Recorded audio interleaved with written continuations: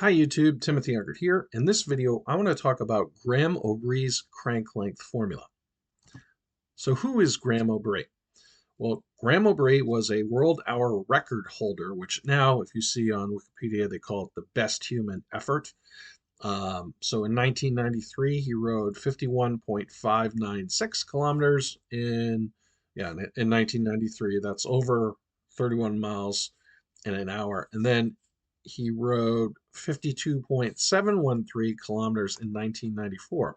So if you want to figure out what that is in miles per hour, what you can do is you can go to your calculator and you can multiply. So I'm going to take 52.713 and I'm going to multiply that by 0.621. So that'll convert to miles per hour. And that gives 32.734773 miles per hour. Or he averaged that speed. He rode over 32 and a half miles in an hour back in 94.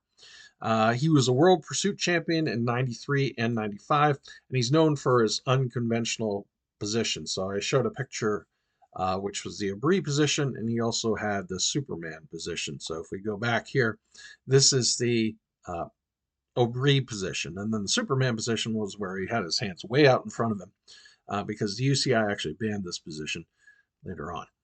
Okay, so what is his crank length formula? Well, the formula is 9.5% of your height in millimeters, or to get crank length in millimeters, you multiply your height in centimeters by 0.95 because there's 10 millimeters for every centimeter. So a rider who's 179 centimeters tall,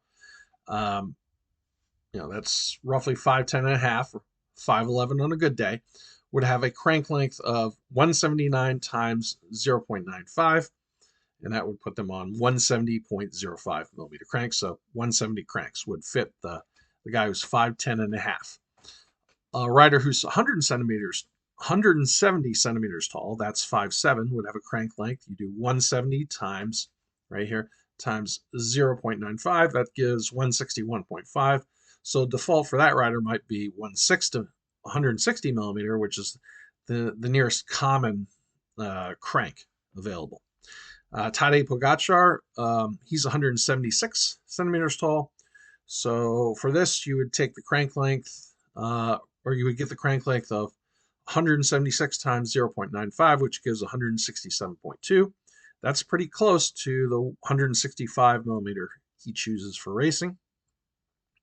Rider who's 6 feet tall, and the way you go from feet to centimeters, well, 6 feet tall is 72 inches. You take 72, multiply that by 2.54.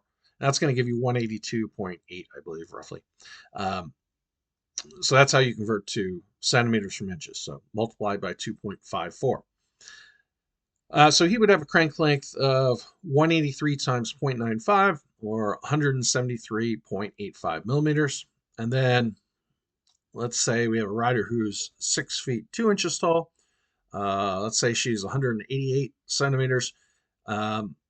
She's going to have a crank length of 188 times 0.95, or 178.6. So maybe that type of rider would do well on a 177.5 or possibly a 180 crank, according to this formula. So this is just one formula here.